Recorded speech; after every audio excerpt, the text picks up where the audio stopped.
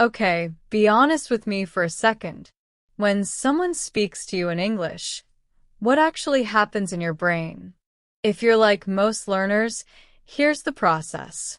They say a sentence. You hear it. You translate it into your own language. You understand it. Then you think of your response in your own language. Then you translate that back into English. And then, finally, you speak. That's not one step. That's four. And here's the brutal truth. As long as you're doing that, you will never sound fluent. It doesn't matter how many words you know. It doesn't matter how good your grammar is on paper. If you're translating in your head, you are always going to be one step behind the conversation, scrambling to catch up to a moment that has already moved on without you. Today, I want to show you exactly why this happens, why just stop translating is actually terrible advice if nobody tells you how. And I want to give you a method that's going to feel a little strange at first, but it is the single fastest way I know to break this habit for good. So, let's get into it. First, let's talk about why this happens in the first place, because it is not because you are bad at English. It's actually the opposite. It happens because your brain is incredibly good at something else, and that something else is your native language. Think about it this way. Your first language isn't just a collection of words you happen to know. It's an entire operating system. It's the language your brain uses to think, to feel, to argue with yourself in the shower, to make sense of the world around you. You built that system over your entire life, starting from the moment you were born, maybe even before that. It is automatic. It is instant. It is home. English, for most learners, is a second system that got bolted on top of the first one, usually much later, usually much more slowly, usually with a lot more conscious effort involved. And when a new system gets layered on top of an old, deeply automatic one, your brain does the laziest and honestly the smartest thing it possibly can. It uses the old system to process the new one.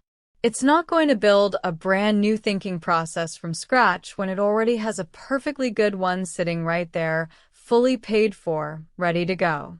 So it borrows it. It reaches for it instinctively. It translates. This is not a character flaw.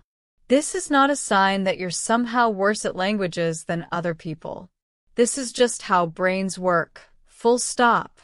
But, and this is the important part, it is also not permanent. The brain that translates today is not stuck translating forever. It's a habit, and like any habit, it was built through repetition, which means it can be broken through a different kind of repetition. Here's the key insight that most learners completely miss. Translation is not the disease. Translation is a symptom. The real issue underneath it is that your brain has never built a direct connection between English words and meaning, a connection that skips your native language entirely and goes straight to understanding. Right now, for a lot of what you know, the pathway looks something like this. English word, then native language word, then meaning. What we actually want is English word straight to meaning. No middleman. No detour. No layover in another country before you get to your destination. And here's the encouraging part. That direct pathway already exists in your brain, right now, today, for hundreds, maybe thousands of English words. Think about words like stop, yes, no, hello, coffee, phone, okay. When you see a stop sign while you're walking or driving, you don't translate the word stop into your language first, and then understand it a second later. You just stop. The meaning arrives instantly, directly, with zero translation involved. Somewhere along your English journey, for those specific words, without even realizing it, you already broke the chain. So the goal of everything I'm about to walk you through is not to learn some brand new, magical technique that nobody's ever heard of. The goal is to take what your brain already knows how to do effortlessly with simple words and deliberately, intentionally, expand that same skill to more complex ones. Now, if you've watched any language learning content before this, you've probably heard someone say, just stop translating in your head, as if it's some kind of switch you can simply flip whenever you feel like it. Just stop doing it. Thanks. Very helpful. Truly groundbreaking advice. Here's the problem with that advice. It is technically true and completely useless at the same time because it doesn't tell you how.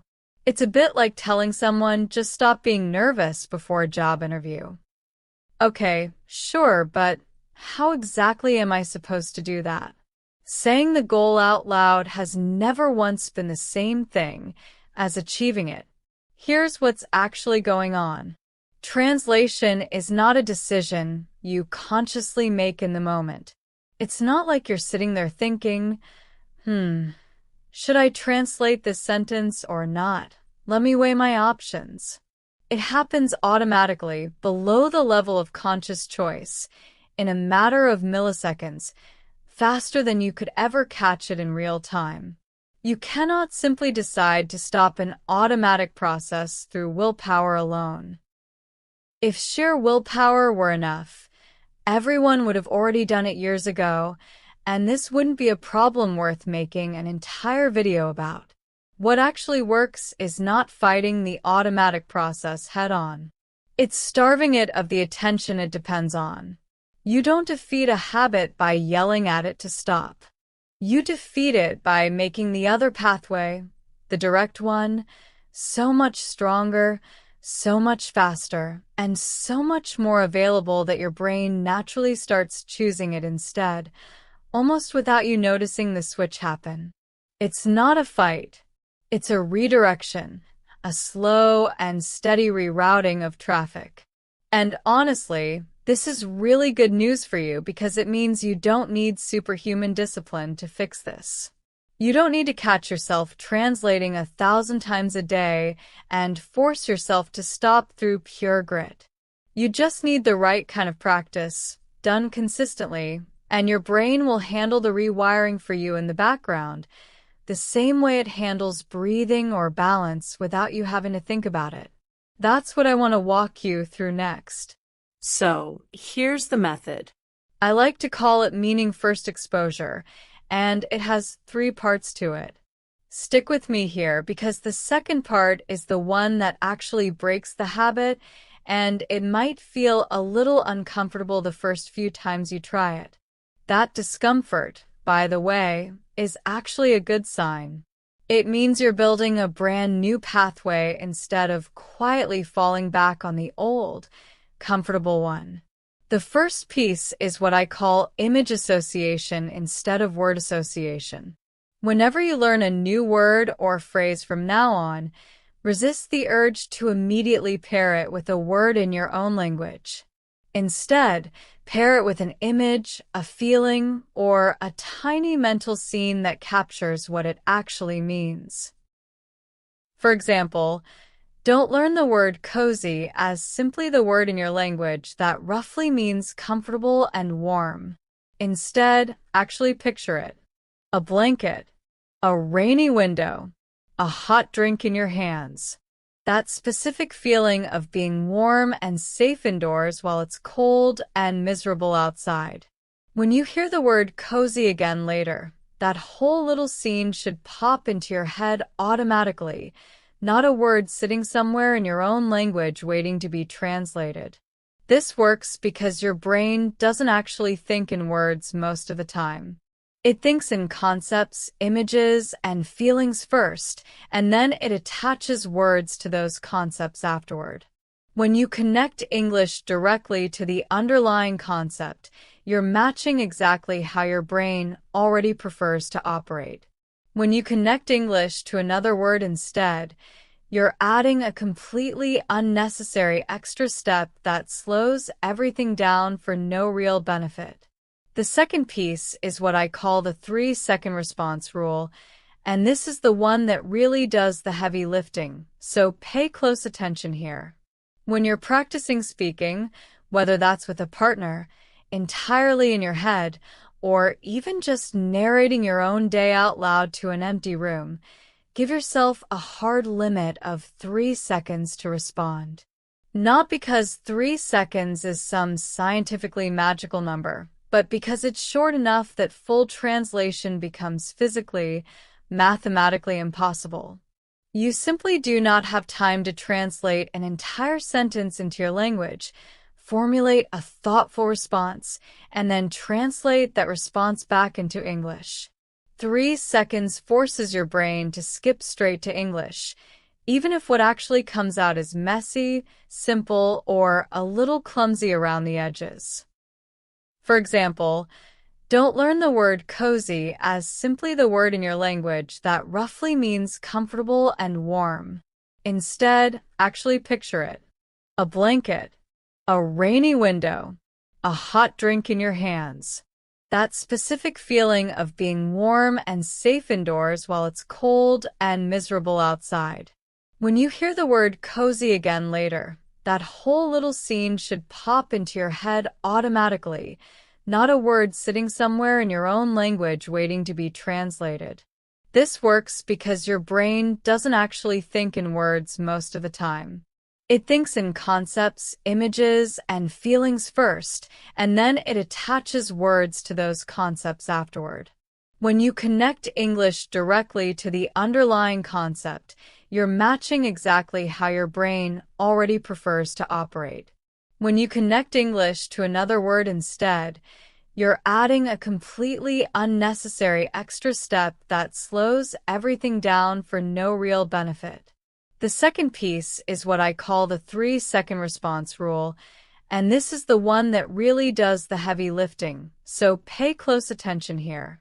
When you're practicing speaking, whether that's with a partner, entirely in your head, or even just narrating your own day out loud to an empty room, give yourself a hard limit of 3 seconds to respond. Not because 3 seconds is some scientifically magical number, but because it's short enough that full translation becomes physically, mathematically impossible.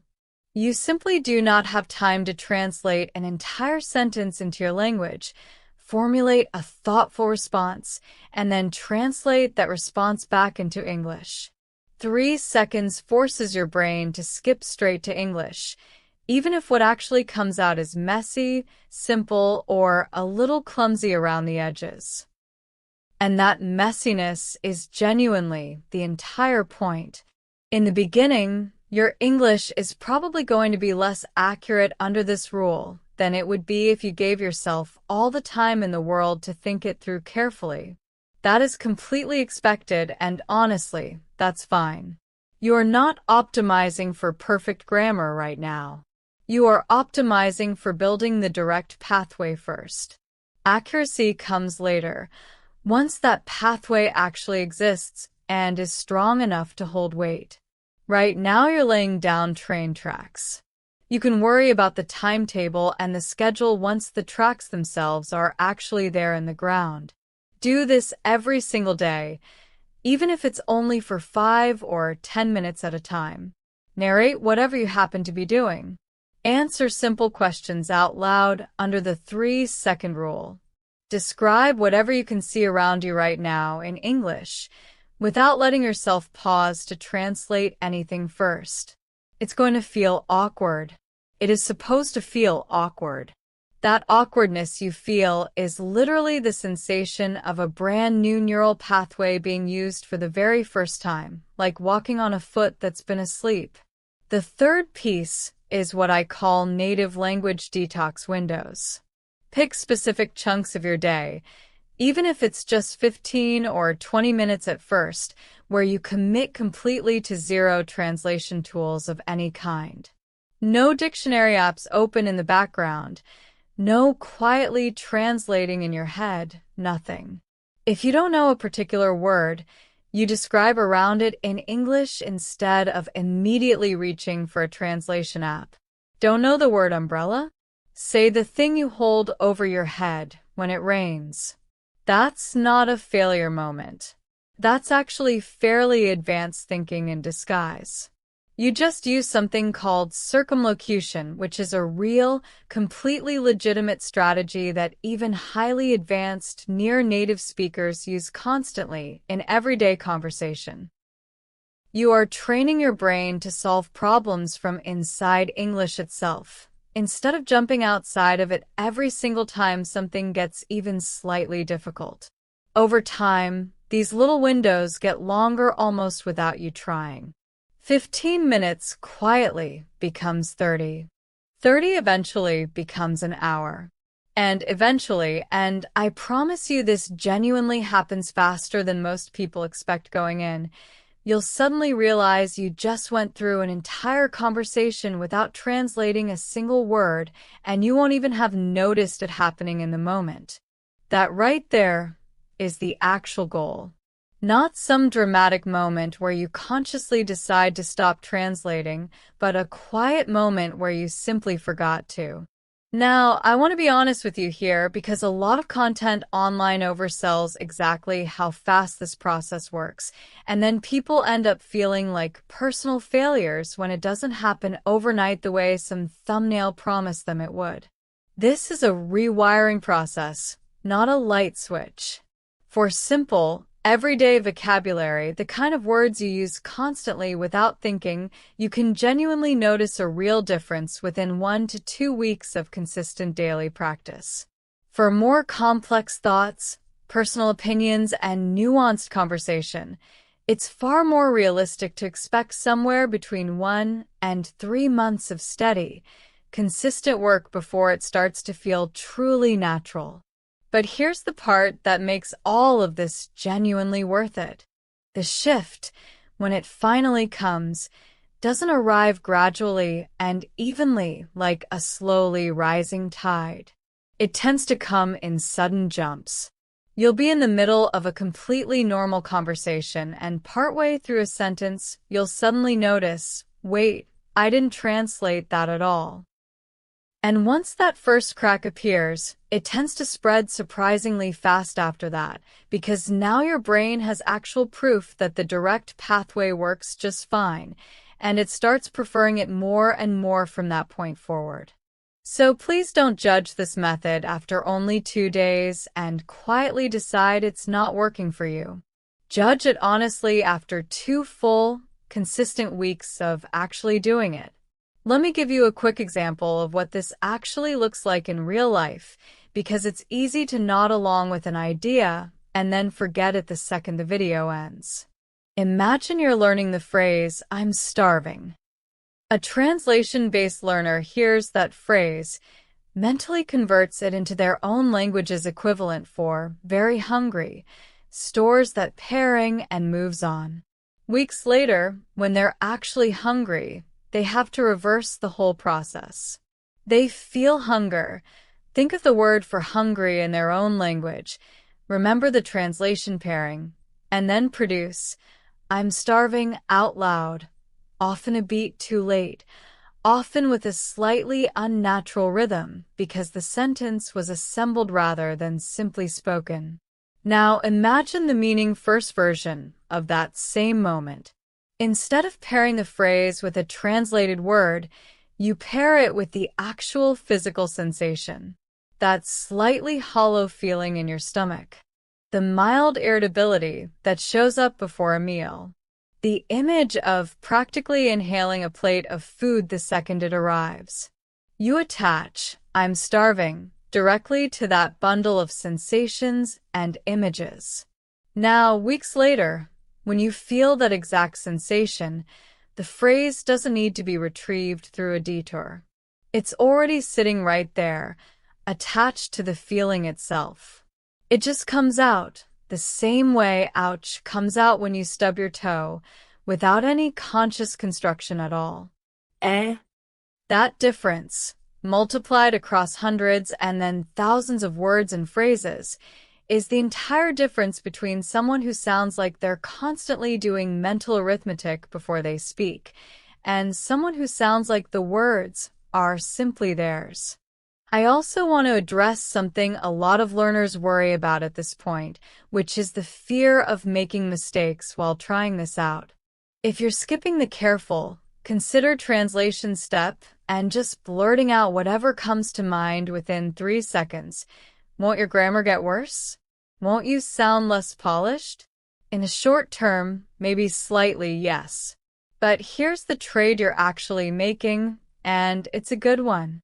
You're trading a small amount of short-term polish for a genuine, lasting increase in speed and automaticity.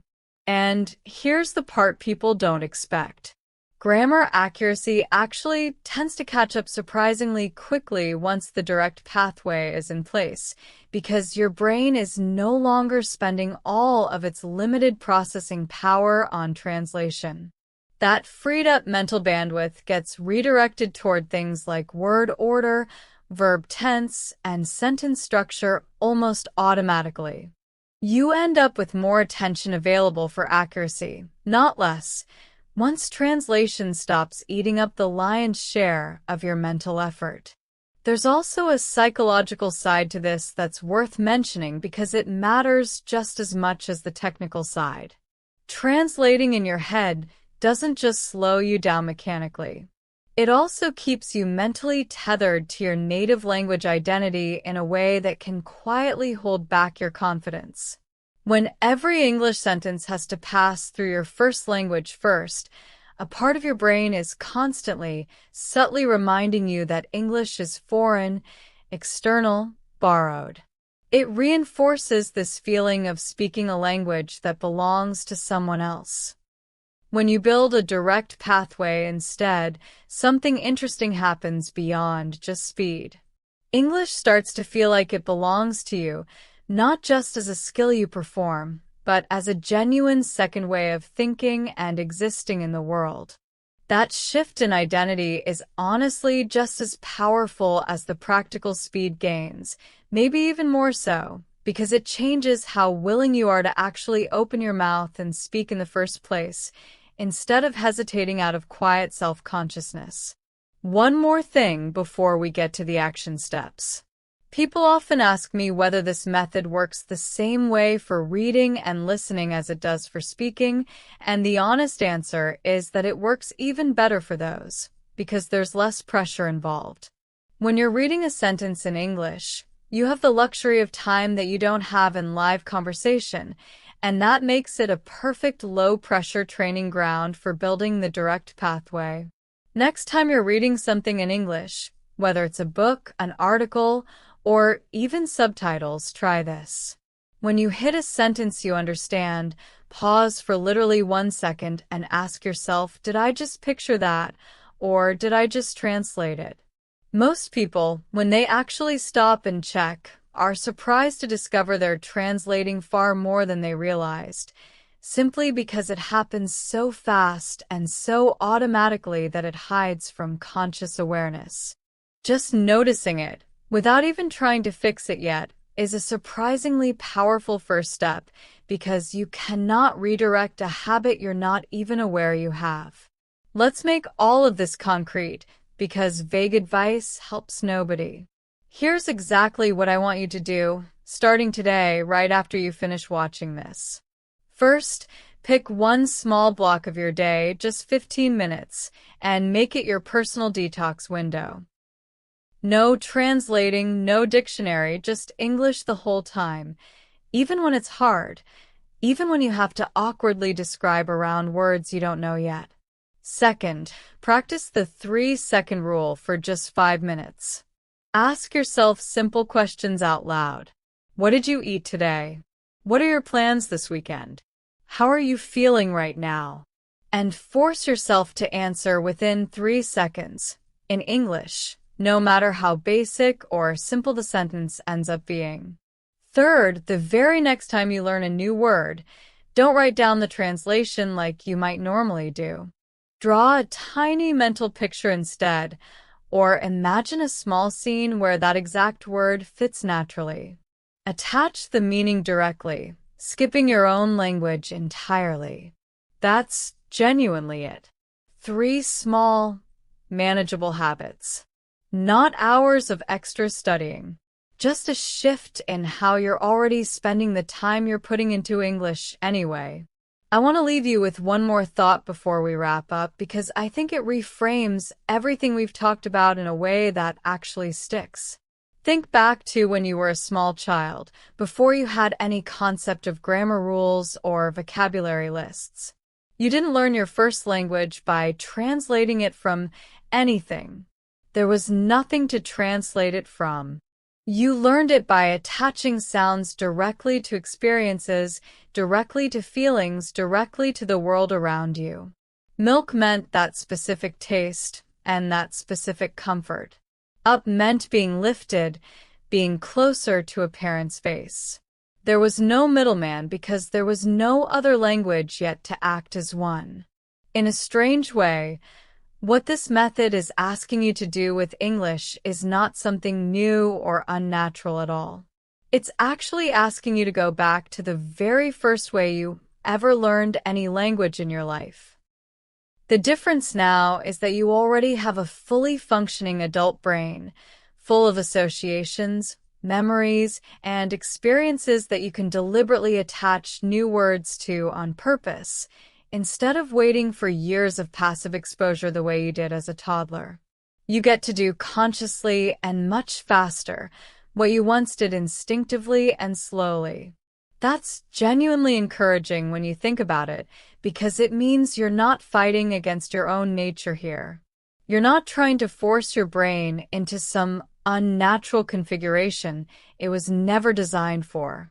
You're simply returning to the original, most efficient method of learning a language that your brain already knows perfectly well how to do. Translation was always the detour. Direct meaning was always the original road. So here's what I want you to walk away with today. Translating in your head is not a sign that you are somehow bad at English. It is a sign that you learned English on top of a language your brain already trusts completely and unconditionally. That is not a personal flaw. That is simply how learning works for every single person who has ever picked up a second language. But the pathway you currently have is not the only pathway available to you. You can build a new one, a direct one, and it is not about raw willpower. It is about the right kind of practice, done consistently, starting small and staying patient with yourself along the way. Tomorrow, we're tackling something just as important: why you can sound technically correct and still not sound natural, and the real reason 90% of learners get permanently stuck at the exact same stage of fluency without ever realizing why. If this helped you see the problem a little differently today, hit subscribe, because this entire series is built to stack, and each day is going to build directly on top of the last one. I'll see you in the next one.